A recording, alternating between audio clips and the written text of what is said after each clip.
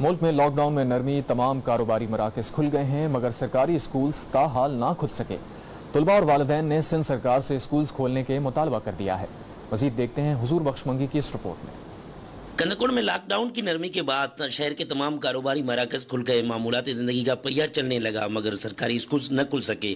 بچوں کی تعلیم داؤ پر لگ گئی۔ بچوں کے والدین نے کہا کہ 3 ماہ ہو گئے، تمام کاروبار کھول دیا گیا ہے تو سرکاری اسکولز کو بھی SOPs کے تحت کھول دیا جائے۔ ہمارے بچوں کی تعلیم تباہ ہو گئی، 3 مہینے ہو گئے، استاد پگار لے لیں، ہمارے بچے رول گئے ہیں۔ شہر کھلا ہوا ہے، اسکول نہیں کھلا ہوا ہے، بالکل تباہی ہے، بچے سارے ہمارے ایسے ختم ہو گئے۔ سرکاری اسکول کے اساتذہ تنخواہیں لے کر گھر بیٹھ کر لاک ڈاؤن کا مزہ لینے میں مصروف ہیں، جبکہ بچے اسکول جانے کا مطالبہ کر رہے ہیں۔ میں چاہوں گا کہ ٹیوشن کھل رہے ہیں، وہاں پہ بھی پڑھائی ہو رہی ہے، لیکن اسکول کچھ کھلیں گے وہاں پر جو زیادہ پڑھائی ہوگی ہمیں وہاں پہ فائدہ ہوگا۔ سرکاری اسکولز کو SOPs کے تحت کھول دیا جائے تاکہ معصوم بچے علم کی روشنی سے روشناس ہو سکیں۔ کیمرہ مین مہتاب منگی کے ساتھ حضور بخش منگی، آج نیوز، کندکوٹ۔